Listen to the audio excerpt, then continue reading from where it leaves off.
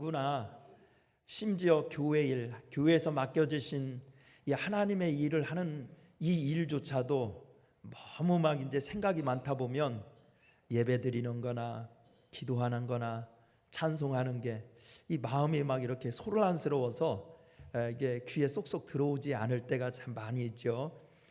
근데 그것도 우리 믿는 사람에게는 하나의 신앙의 싸움이라고 생각합니다.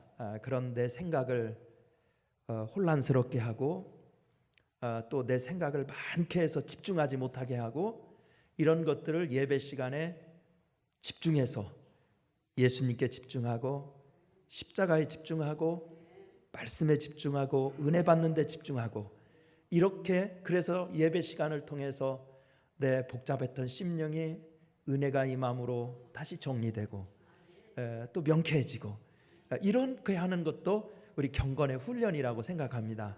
그래서 오늘 이 예배 시간 우리도 예수님께 집중하고 십자가에 집중해서 오히려 예수님의 은혜가 임함에 주님의 말씀이 임함에 복잡했던 내 생각이 명쾌해지고 마음이 시원해지는 축복의 시간이 되기를 간절히 축원합니다. 옆에 있는 분들 인사하세요. 마음이 시원해지길 바랍니다. 시작. 마음이 시원해지길 바랍니다. 아멘. 오늘 말씀으로 영혼이 깨끗해지고 오늘 주님이 주시는 은혜로 심령이 깨끗해져서 복잡한 심령 평온을 얻을 수 있기를 간절히 축원합니다. 우리나라 헌법 252조 2항을 보면 자살 방조 교사죄라는 항목이 있습니다. 삶의 시리에 빠져 죽으려는 사람을 말리지 않는 죄가 자살 방조죄입니다. 실제 사례를 들어보면 이런 경우예요. 삶의 의욕을 잃은 P씨가 있었어요. 그러니까 아마 P자로 이니셜을 쓴 거를 보면 박씨일 가능성이 많습니다. 이 P씨가 살기 싫은 거예요. 그래서 요즘은 그런 것도 어떻게 규제할 방법이 없는지 자살 사이트도 있대요. 자살 카페 같은 거 인터넷에 보면 자기 거기에 가입을 했어요. 가입해가지고 어떻게 이 괴로운 인생 끝내버리냐 이러면서 거기에서 정보를 얻어서 고통 없이 평안히 죽는 방법을 연구한 거예요. 근데 잘 몇 번 시도했는데 다 실패했어요. 그렇게 하다가 그 카페 회원들과 정보를 공유하던 중에 야, 내가 고통 없이 죽는 방법을 몇 가지 시도했는데 지금까지 다 실패했다. 정말 고통 없이 깨끗이 세상을 떠나는 방법 없냐? 이렇게 이제 정보를 공유하다가 Q씨라는 사람, 근데 Q는 무슨 성일지 모르겠어요. 이 Q씨라는 사람이 답을 한 거예요. 내가 정말 고통 없이 죽는 방법을 알고 있다. 근데 내가 장애인이라 움직이지를 못한다. 움직이지를 못하니까 우리 함께 모이자. 모여서 너는 죽을 장소를 나를 데려다주고 너한테는 내가 정보를 줘서 우리 깨끗이 평안히 죽자. 이렇게 하다 보니까 정보를 공유하다 보니까 한 사람이 더 붙었어요. R씨라는 사람. 이거 R씨는 류씨일 가능성이 많죠. 이 R씨라는 분은 이게 죽는 얘기니까 웃어서는 안 되는 얘기인데 지금 웃고 있어요. 이 R씨라는 분이 나도 참여하겠다.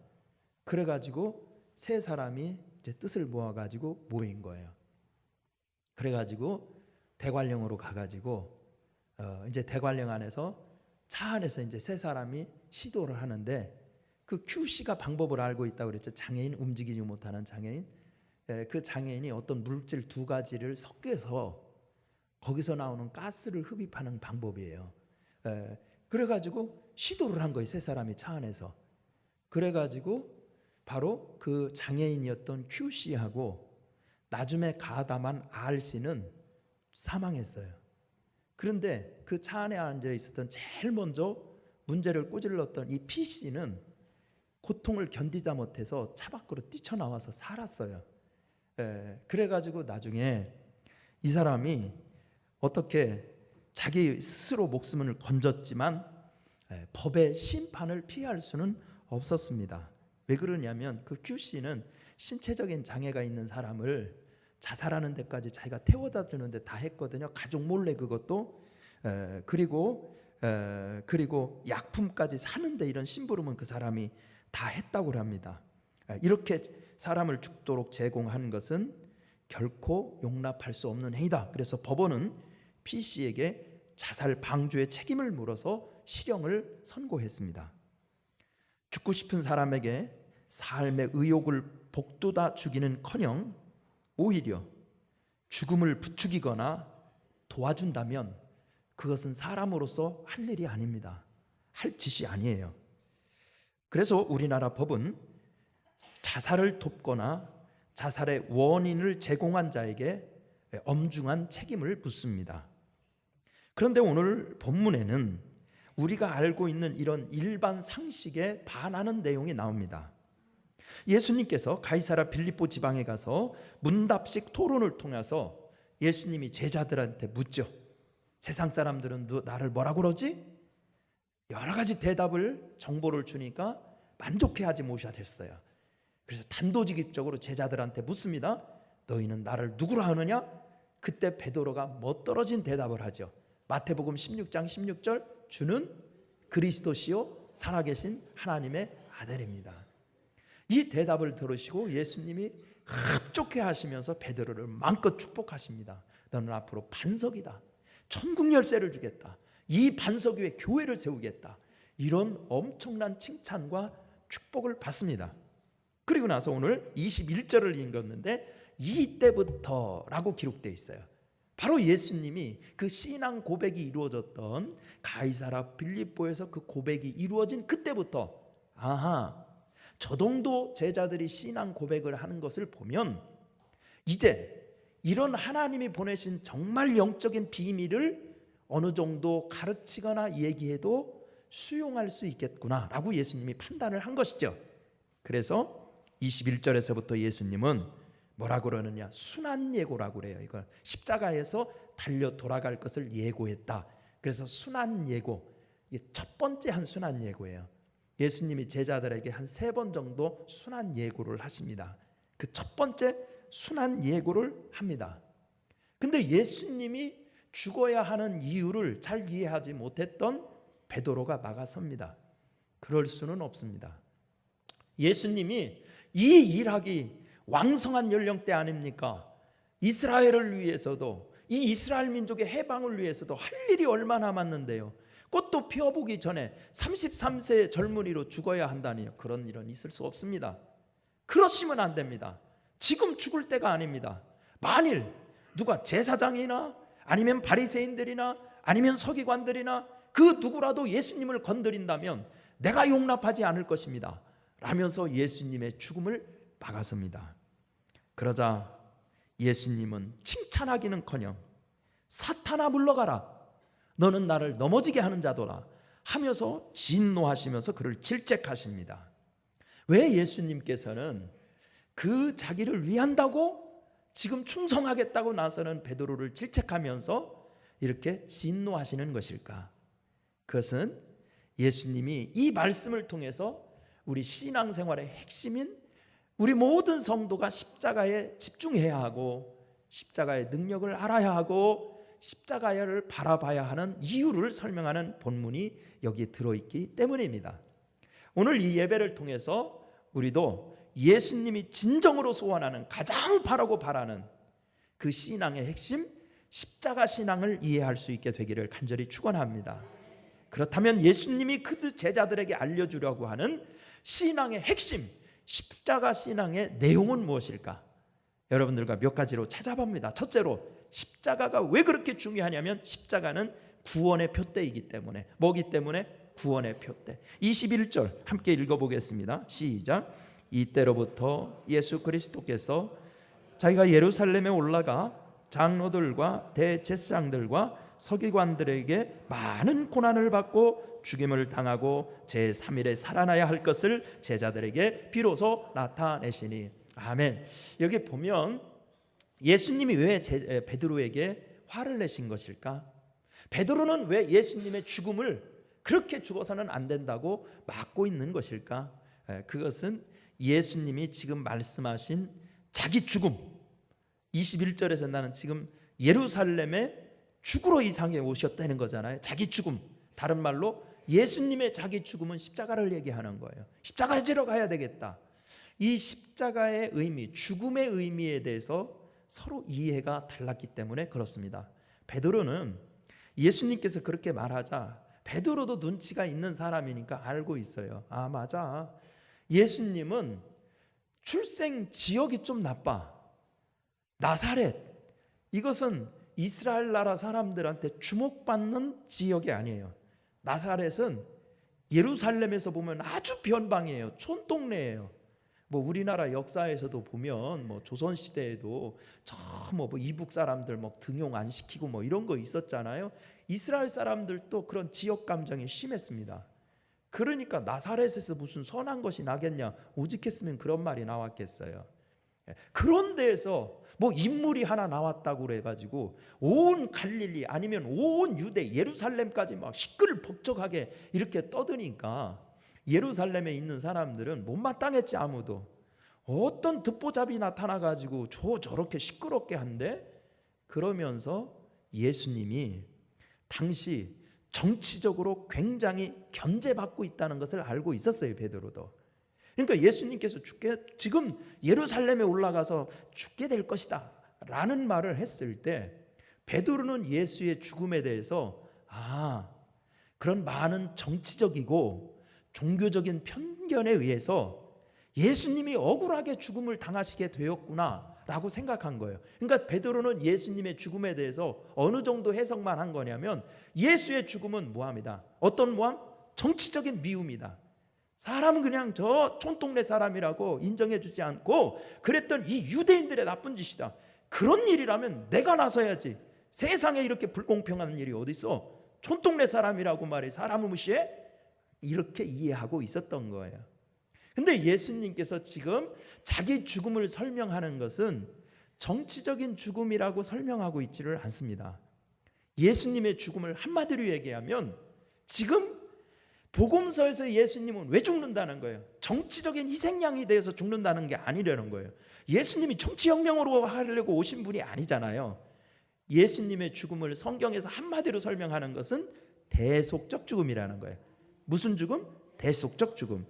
예수님의 죽음의 의미에 대해서 가장 명쾌하게 예언을 한 구약의 선지자가 있어요. 앞으로 하나님이 메시아를 보낼 거라는 거예요. 고난받는 종으로 올 거라는 겁니다. 그게 이사야서 53장 5절에 나와 있는 말씀이에요. 예수님의 죽음의 의미를 이렇게 설명합니다. 그가 찔림은 우리의 뭐를 인하며? 허물을 인하며. 그가 상함은 우리의 뭐를 인함이라? 죄악을 인함이라. 그가 징계를 받음으로 우리가 평화를 누리고 그가 채찍에 맞음으로 우리가 나음을 입었느니라. 아멘입니까? 여기에서 나중에 메시아가 올 거다, 세상을 구원하는 메시아를 하나님이 보내줄 거다, 하나님의 아들을 보내실 거다, 그는 고난받는 종으로 이 땅에 오실 거다, 정치적인 무슨 부귀영화를 누리려고 오는 분이 아니다. 그분은 우리의 허물을 위해서 대신 죽을 대속의 어린 양이다. 우리의 죄악을 다 씻기 위해서, 우리의 죄악의 값을 대신 짊어지기 위해서 구약의 어린 양의 대속의 제물이듯이 하나님 앞에서 인류의 모든 죄악을 다 깡그리 짊어지고 이 인류의 구원을 위해서 죽게 되는 대속의 죽음이다 라고 이사야는 예언을 한 거예요. 그리고 그 예언을 예수님이 21절부터 사실 제자들에게 가르치기 시작한 겁니다. 근데 이 예수님의 죽음에 대해서 제자들은 아직 그런 이해를 못했기 때문에 이렇게 갈등이 일어난 거예요. 그래서 예수님께서 진노하시면서 너희들이 나의 죽음의 의미를 제대로 알아야 된다는 거예요. 예수님의 죽음을 상징하는 기독교의 표현이 있고 낱말이 있어요. 십자가의 의미를 제대로 알아야 된다는 거예요. 아멘입니까? 예수님의 죽음은 정치혁명하려고 죽는 죽음이 아닙니다. 인류의 가장 근본적인 문제, 왜 인간이 하나님 앞에서 평화를 누리지 못할까요? 왜 하나님의 자녀의 권세를 누리지 못할까요? 그것은 따지고 보면 환경 문제 때문이 아닙니다. 정치 제도나 경제 시스템 때문에 그렇다는 게 아니라는 거예요. 실제로 인간의 평화와 자유가 없는 것은 그 고질적인 인간의 내면에 숨어있는 괴악스러운 그 죄악 문제 때문에 그렇다는 겁니다. 아무리 환경이 여러분 천국 같아진다고, 아무리 세상에 있는 제도가 천국 같아진다고 해서 인간의 근본적인 문제가 해결되는 게 아니라는 거예요. 진정으로 죄악의 문제를 잡아야 돼요. 그런데 그 죄악의 문제는 사람의 노력으로 되는 게 아니라 어린 양의 보혈 피로 하나님이 그 죄악을 다 값없다고 용서해 주시는 거예요. 바로 예수님께서는 그 죽음을 설명하려고 했던 것입니다. 그래서 예수님의 죽음, 곧 십자가의 의미가 뭐냐? 예수 십자가의 의미는 바로 구원의 길이라는 거예요. 아멘입니까? 예수 십자가는 구원의 길이에요. 그래서 예수님이 요한복음 14장 6절 말씀에서부터 이렇게 말하죠. 내가 곧 길이요 진리요 생명이니, 그 다음 나로 말미암지 않고는 누구께로? 아버지께로 올 자가 한 명이라도 있다 없다? 없어요. 십자가는 구원의 유일한 길이 되는 거예요. 아멘입니까? 인간의 죄 문제를 해결할 수 있는 유일한 길이 되는 거예요. 그렇기 때문에 우리 신앙생활의 핵심은 구원에 초점이 맞춰져 있어야 된다는 거예요. 그러니까 여러분, 그 구원의 확신과 구원의 은혜와 이 죄악의 권세를 깨쳐버리고 하나님의 구원의 사랑과 은총을 받게 하는 이 놀라운 은혜를 누리려면 십자가를 묵상해야 된다는 거예요. 예수 십자가를 묵상해야 그 십자가의 능력이 내 속에 있는 숨겨진 죄악의 권세를 깨쳐버려서 구원의 확신이 오게 하고 하나님의 은총이 내 심령에 젖어들게 해서 우리 삶을 은혜 충만, 성령 충만한 곳으로 나가게 한다는 것입니다. 사랑하는 성도 여러분, 우리도 십자가만을 바라보기를 간절히 바랍니다. 고린도전서 2장 1절부터 2절 말씀에 보면 사도 바울의 위대한 고백이 나와 있어요. 거기 보면 2절에 이렇게 나와 있어요. 고린도전서 2장 2절, 내가 너희 중에서 예수 그리스도와 그의 십자가에 못 박힌 것 외에는, 예수 그리스도와 그의 십자가에 못 박힌 것 외에는 아무것도 알지 않기로 작정하였노라. 아멘입니까? 사도 바울 똑똑한 사람이었잖아요. 당시 유대 사회에서 사도 바울만큼 준비된 사람은 흔치 않았습니다. 로마의 최고의 교육을 받은 사람이고 이스라엘 사람들이 그토록 자부스럽게 생각하는 그 율법의 최고 기관의 수련을 거친 사람이에요. 종교적으로나 학문적으로나 최고의 엘리트라는 사람이 사도 바울이라고 얘기할 수 있어요. 그래서 사도 바울이 2차 전도여행을 쭉 나갑니다. 그러면 사도행전 17장부터 나와 있는 2차 전도여행, 아덴에 도착해요. 그래서 빌립보를 거쳐서 데살로니가를 거쳐서 베레아를 거쳐서 아덴, 지금의 그리스의 아테네에 도착해가지고 막 전도하려고 그러죠. 어디 가야 사람들, 전도할 사람을 만날까? 아레오바고 광장에, 광장은 아닙니다, 아레오바고라는 곳, 그 아테네 사람들이 늘 모여서 재판도 하고 공적인 토론도 하고 그런 토론 광장이라고 얘기할 수 있는, 거기에 보니까 철학자들이 많이 모여서 막 토론하는 거예요. 저 사람들 구원해야 되겠다. 그리고 철학자들의 토론에 대해서 자기는 자신이 있거든요. 로마 철학에 해박한 바울이 그들과 겨루어 이길 수 있다고 생각했죠. 그래서 그들과 엄청난 치열한 신학적이고 철학적인 논쟁이 붙어요. 그리고 사도 바울이 그의 치밀한 논리로 그 아레오바고에 있던 그리스의 철학자들을 설복시킵니다. 놀라운 일은 논리적으로 그들을 이겼는데 아무도 믿지 않는다는 거예요. 그래서 사도 바울의 전도 여정 가운데 유일하게 전도에 실패한 데가 아테네예요. 그러니까 거기서는 회개 역사도 일어나지 않았어요. 그냥 병자 고침받고 막 성령의 불길이 타오르고 이런 역사 일어나지 않았어요. 그러니까 신앙적으로 실패한 거예요, 아덴 역사가. 다음으로 간 도시가 고린도예요. 그래서 고린도에 와서 왜 내가 아테네에서 전도에 실패했을까? 영혼 구원에 왜 실패했을까? 깊이 성찰합니다. 그리고 그때 했던 말이 고린도전서 2장 2절 말씀이에요. 내가 너희 가운데 올 때 두렵고 떨렸대요. 왜? 실패했으니까. 실패한 사람이 뭐가 자신감이 있겠어요? 자신감이 없는 거예요. 목회 실패하면 목회 자신이 있겠어요? 그래서 그 다음 도시로 옮겨간 데가 고린도인데 거기서 무지하게 상심되고 무지하게 의욕 잃고 어떻게 여기서 또 전도에서 교회를 세우지? 그러고 있었대요. 그러면서 깨달은 사실, 하나님의 능력은 자기의 말발에 있지 않다는 걸 알게 돼요. 인간의 지혜에 있지 않다는 걸 알게 된 거예요. 자기의 오판이었다는 생각한 거예요. 그래서 대수정을 합니다. 내가 지금까지 하나님의 역사가 그토록 많이 일어났던 것은 내 화려한 언변이나 지식이 사람을 그렇게 했던 거 아니었는데 내가 착각했구나. 나는 예수 그리스도와 그의 십자가에 못 박힌 것만 얘기해야 되겠구나. 사람을 영혼을 구원하는 건 예수고 사람의 영혼을 변화시키는 것은 그의 십자가의 능력이구나.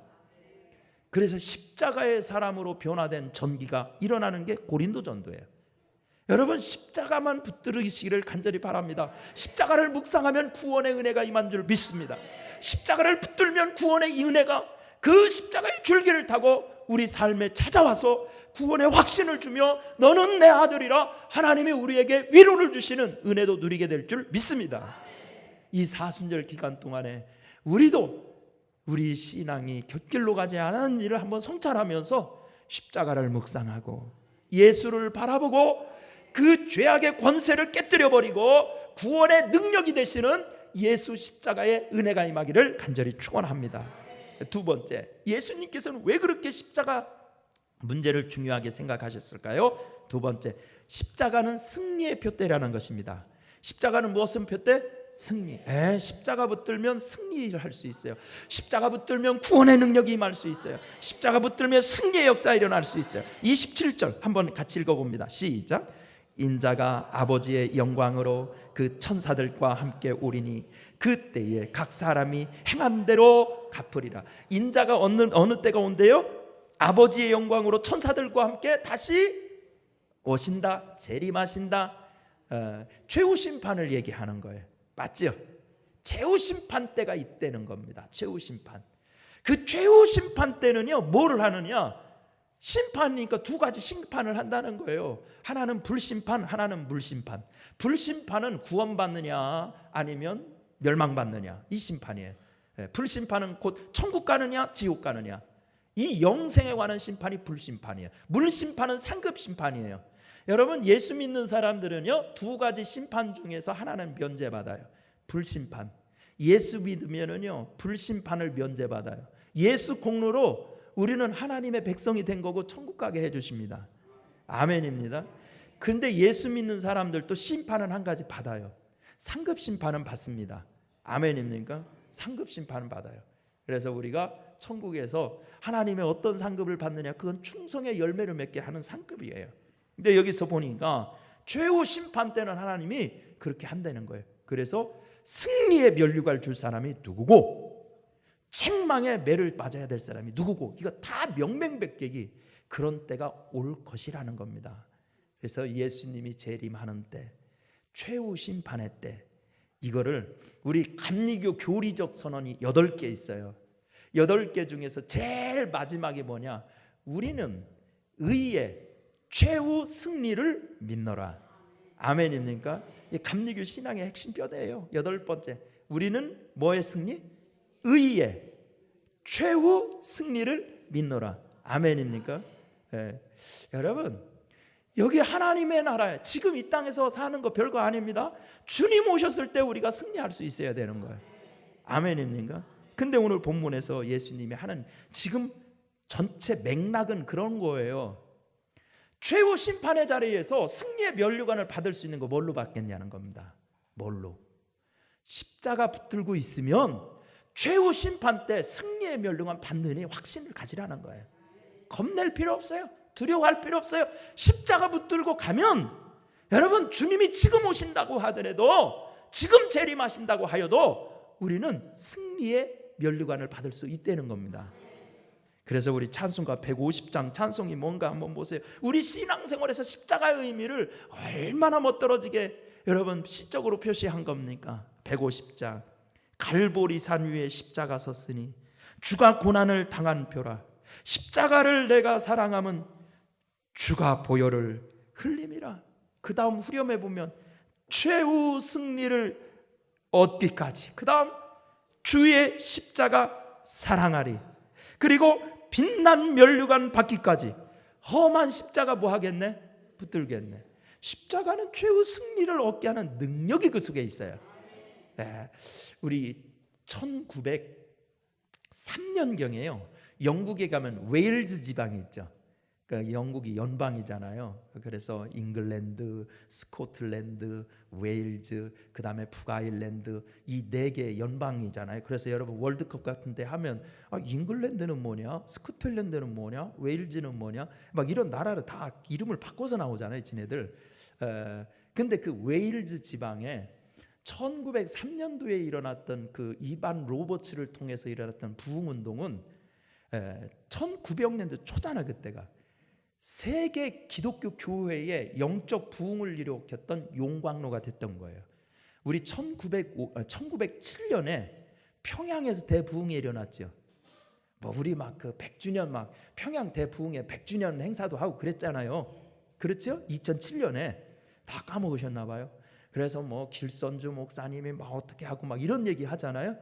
1907년 평양 대부흥성에도 그 웨일즈 부흥회에서 영향을 받은 거예요. 그러니까 선교사들을 통해서 영국의 정보를 들은 거야. 우리 감리교회 하디 선교사님이 이반 로버츠 같은 그 탄광 노동자를 통해서도 웨일즈에서 불이 일어나가지고 그냥 부흥이 일어나는데 그 이반 로버츠를 통해서 막 부흥이 일어나니까 술집이 다 없어지고 파출소가 없어질 정도로 그렇게 놀라운 역사가 일어난다는 얘기를 우리 감리교 선교사 하디가 듣고 나서 회개한 거예요. 왜 그런 사람도 그 역사를 일으키는데 왜 나는 조선에 와서 역사를 일으키지 못할까? 원산에서 회개하면서 회개운동 일으키고 그 사람들 기도운동 하면서부터 거기서 타올라가지고 평양 부흥회로 옮겨간 겁니다. 그런데 그 영국의 웨일즈 부흥 대성회를 일으키게 하는데 밑바탕이 되었던 책이 하나가 있어요. 그 책이 뭐냐면 제시 펜 루이스 여사입니다. 여자가 쓴 거예요. 제시 펜 루이스 여사가 쓴 십자가의 도라는 책이 있어요. 여러분 그 책은 한번 보면 참 좋어요. 너무너무 아름답고 십자가의 의미를 너무 잘 얇아요. 근데 그 십자가의 도에서 제시 펜 루이스는 뭐라고 그랬느냐, 현대 교회가 능력을 잃는 것은 십자가에서 벗어났기 때문이래요. 아멘 좀 세게 해주시면 좋겠어요. 네.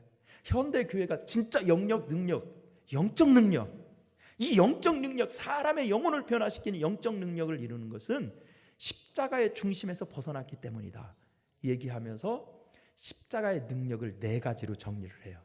거기 보면 십자가는 어떤 능력이냐, 죄에 대해서 승리하게 한다. 뭐에 대해서 승리? 죄는 십자가로만 이길 수 있어요. 아멘입니까? 우리가 도 닦는다고 되는 게 아니에요. 죄는 십자가로 이길 수 있어요. 2번째, 십자가는 세상에 대해서 승리하게 하는 능력. 뭐에 대한 능력? 세상. 3번째는 육신에 대한 승리. 4번째는 사탄에 대한 승리. 십자가의 능력을 4가지로 얘기했어요. 죄, 세상, 육신, 사탄. 아멘입니까? 여러분 사실은 우리 사람들이 이런 영적인 문제 때문에 고꾸라지는 거예요. 사실 죄 문제 해결하지 못해서 요즘 뭐 연예인들 막 시끄럽게 했던 그 뉴스의 본질에 들어가면 결국은 능력 싸움이 아니었던 거예요. 재주 싸움이 아니었던 거예요. 인생의 성패, 우리 죄악하고 싸우는 게 인생의 진짜 승부예요. 죄악을 다스리면 여러분 구원의 축복, 하나님의 은혜 임하는 거거든요. 죄를 이길 권세, 세상애들 이길 권세, 우리 육신의 소욕에 얼마나 많이 고꾸라집니까? 넘어집니까? 이 나의 육신의 소욕을 이기고 하나님의 사람으로 살 수 있게 하는 능력, 십자가에 있다는 겁니다. 아멘입니까? 마귀는 얼마나 교활한데요. 예수님도 시험했어요. 마귀가, 예수님도 시험했던 마귀가 우리를 놔둘까요? 시시때때로 우리를 믿음의 정도에서 벗어나게 하려고 그냥 현혹하는 게 마귀 권세 아니겠어요? 근데 우리 모든 성도들을 신앙의 본질에서 벗어나지 아니하고 정도에 서서 승리하는 삶을 살게 할 수 있는 게 십자가라는 겁니다. 그래서 십자가는 믿음의 정도로 들어서게 하는 좌표예요. 신앙의 좌표요, 인생의 좌표요, 승리의 능력이에요. 아멘입니까? 우리는요 본질을 잃을 때가 많이 있어요. 살다 보면 나이가 먹으니까 점점 건망증도 심해지죠. 그렇죠? 손에 휴대폰을 듣고 휴대폰을 찾는 분이 있지 않나. 계단을 올라가다가도요 잠깐 깜빡해가지고 내가 올라가려고 그랬지 내려가려고 했던가, 이거 헷갈릴 때도 있죠. 있어요. 너무 실망하지 마시기를 바랍니다. 정말 예배 드리면서도 우리 본질이 헷갈릴 때가 있어요. 정말 주님 만나는 게 핵심이어야 되는데 예배 끝나고 회의할 생각, 임원회에서 보고할 생각, 뭐 이런 계획 세우고 하다 보면 예배가 안 중요했고 막 내 생각에서는 그런 것만 막 떠돌아가는 거예요. 막 게임에서 벗어나지 못하는 사람들은요, 예배 시간에도 주님 생각 안 해요. 막 게임 생각하지. 제가 목동교회 청년 전도사로 있을 때 그때 뭐가 게임이 유명했었냐면 막 인기 있었던 게 테트리스라고 있었어요. 테트리스 아세요? 위에서 벽돌이 막 이렇게 쏟아지면 막 그냥 모양 맞춰가지고 이렇게 착착 깨지면 밑에 벽돌 무너지는 거, 그거 있었거든요. 그런데 청년들이 재밌다고 해보라고 그래서 해봤더니 재밌더라고요. 근데 진짜 예배 드린데요, 눈을 감으면 위에서 벽돌이 내려와요. 이렇게 우리의 본질을 헷갈리게 하는 게 있어요. 근데 그런 것을 정리하게 하는 게 십자가의 능력이에요. 아멘입니까? 우리 신앙의 본질을 헷갈리게 하는 게 얼마나 많아요. 우리 교회의 본질, 성도의 본질, 교회의 본질을 벗어나게 하는 게 얼마나 많아요. 기독교 역사에 이런 실제적인 예들이 많죠. 일본 사람이 쓴 책인데요, 도둑의 문화사. 한번 해보세요. 시작. 책 이름이에요. 도둑이 있잖아요. 훔치는 도둑. 도둑의 문화사. 도둑도 문화가 있어? 도둑의 문화사. 2003년 우리나라 말로 번역사. 하여튼 일본 나는 사람이라고 얘기하기가 참 이게 버릇이 돼가지고 자꾸 놈자라 나와가지고 이게 좀 이게 강단에서 쓸만은 아닌데, 하여튼 일본 사람들은 엉뚱한 걸 그렇게 연구를 하셔. 도둑의 문화사. 5사람이 쓴 거예요. 근데 그 책의 끝부분에 보면은요, 예를 들면 저 하늘나라 불을 훔친 그리스 신화부터 연구한 거예요. 그 문화사적으로.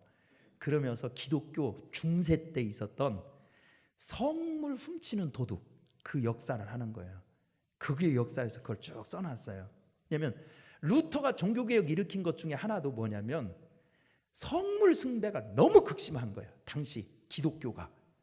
그래가지고 어떤 거 하냐, 교회에도 성물이 있다. 예를 들면 목동교회에 세례요한의 머리카락이 있다. 이 소문이 나면 사람들이 어떻게 생각하는데, 그때는 신학이 뭐가 있었냐면 성인들의 모든 유물은 은혜가 있다고 믿었어요. 그래서 성물을 만지기만 해도 병이 낫는다든지 죄를 사함받는다든지 이래가지고 사람들이 막 다 성지순례 가고 막 고행하고 성물이 있다는 성당은 유럽 각국을 막 몰려드는 거예요. 그러니까 교회가 부흥하려면은요, 당시 중세 성당이 부흥하려면 뭐가 있어야 되는 줄 아세요?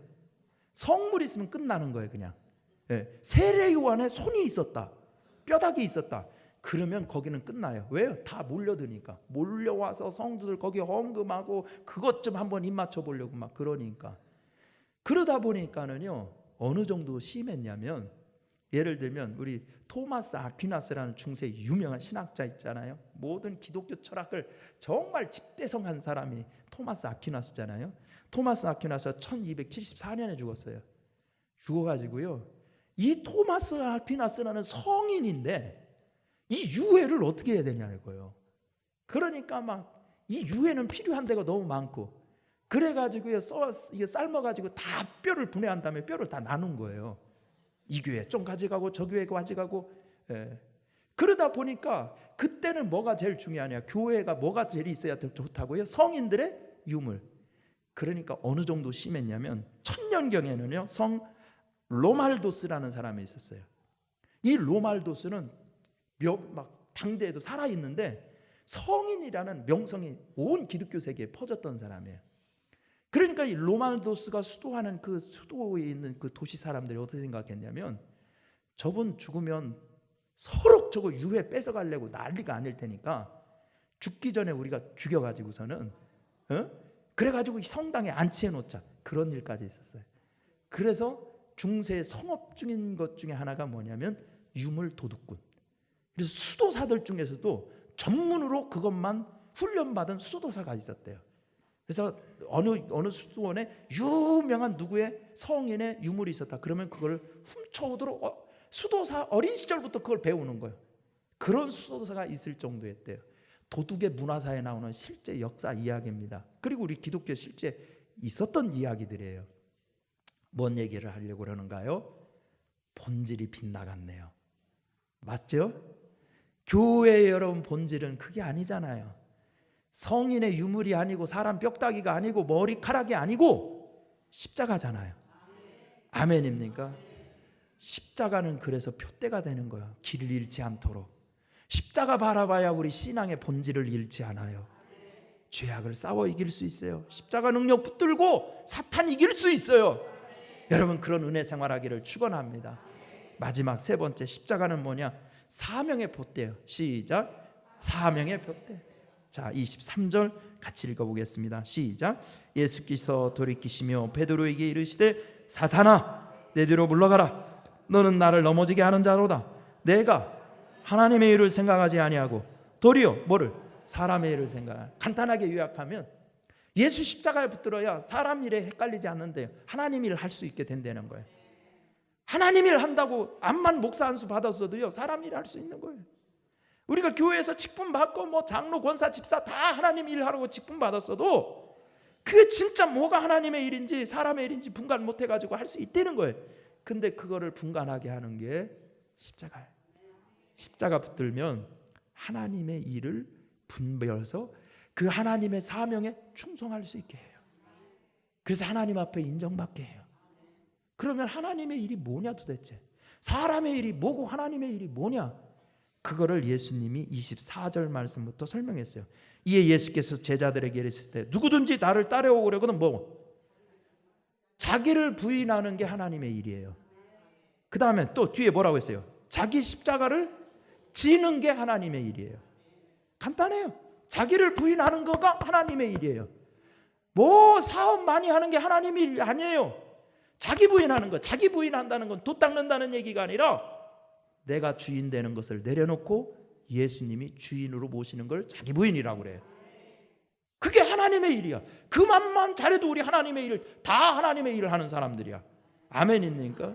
그 신앙의 작업만 잘해도 우리는 하나님의 일을 잘하는 거예요. 걱정할 필요 없어요. 뭐 엄청난 공로 세워야 내가 인정받을까? 그런 거 너무 욕심낼 거 없어요.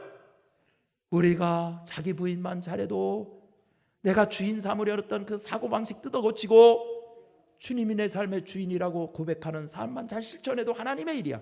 그 다음에 십자가 지는 게 하나님의 일이야. 그리고 예수 따라가는 게 하나님의 일이야. 이걸 사명이라고 그래요. 우리 목동교회 성도 여러분, 우리도 이 사순절 기간에 십자가 표대를 바라보면서 신앙의 자리를 잡읍시다. 내 영혼이 걸어가야 될 길, 내 영혼이 있어야 될 길, 십자가 바라보면서 잘못됐다면 다시 조율을 하시고 이 사순절 기간 동안에 십자가의 능력이 내 속에 살아 용수숨침에 은혜 충만, 성령 충만, 찬송이 넘치는 삶 이루어지게 되기를 축원합니다. 은혜로우신 하나님 감사합니다. 도와주세요. 역사해 주세요. 우리도 하나님 섬기려고 작정했으면서도 하나님 요동치다 보면 신앙의 본질을 잃고 엉뚱한 것 잡고 엉뚱한 것에 힘을 쓸 때가 있습니다. 사순절 동안에 십자가를 묵상하게 하여 주시고 십자가의 능력이 임하게 하여 주시고 그래서 내 속에서 예수가 찬송되게 하여 주시고 예수님을 높이게 하여 주시고 예수의 향기가 나게 하시고 예수를 증거하는 삶 되게 하여 주옵소서. 예수의 십자가의 능력이 들어감으로 이 시간 아픈 사람의 병마도 떠나게 하시고 마귀 권사도 꺾여지게 하여 주옵소서. 예수님의 이름으로 기도드립니다.